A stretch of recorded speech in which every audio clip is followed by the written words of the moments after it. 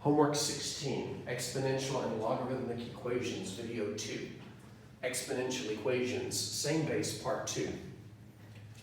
I still have the steps up here. I thought there were 4. I can't remember why. I only have 3. Oh, they're good. In the previous video, we changed one number to a power of 5 so that the 5's matched and we canceled them and put the powers equal and then finished solving. In this example, though, we can't do that. Well, we can, we just can't do it by changing one side. For example, we're solving 4 to the x plus 3 power equals 32 to the x minus 1 power. The general strategy on these same basic exponential equations is to try to take the larger number and write it as a power of the smaller number. So in this case, try to write 32 as a power of 4. But watch what happens if I try to break off 4's from the 32. 4 goes into 32 8 times. 4 goes into 8 2 times. I've got some 4's, but I also got this guy, and he's not a 4. And I can't break him down and make him a 4, it's just a 2. What this tells us is 32 is not a whole number power of 4. So we can't just change the 32 into 4 to a power, because when I divide 4's, I get something left over that's not a 4.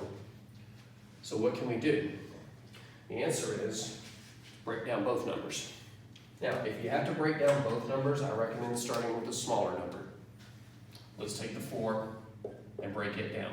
Well, we don't have an option, it's 2 times 2. So 4 is the same as 2 to the second power.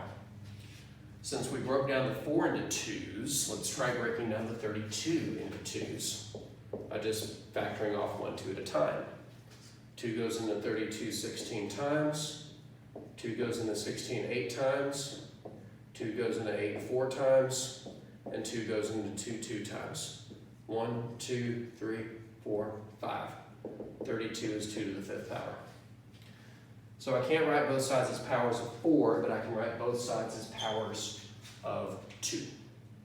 Now, when you break down either side, be very careful if the exponent is more than just an x. Because on the left side we have 4 to the x plus 3 power, but we're going to rewrite the 4 as 2 squared, which still has an x plus 3 power. And on the right side, the 32 has an x minus 1 power. We're going to rewrite the 32 as 2 to the 5th power, but that whole expression, 2 to the 5th power, still has an x minus 1 power on it. So what do we do now? Well, we have to invoke an exponent rule. It's an exponent rule that says when you have a number, we'll call it a, you raise it to a power, let's say to the m power, and then you immediately raise it to another power, the n power, and you multiply them. I think that's an exponent rule that most people just do. But whenever you raise a power to another power, the powers get multiplied. So why is that important to mention here? Because when you multiply 2 times x plus 3, it invokes the distributive property.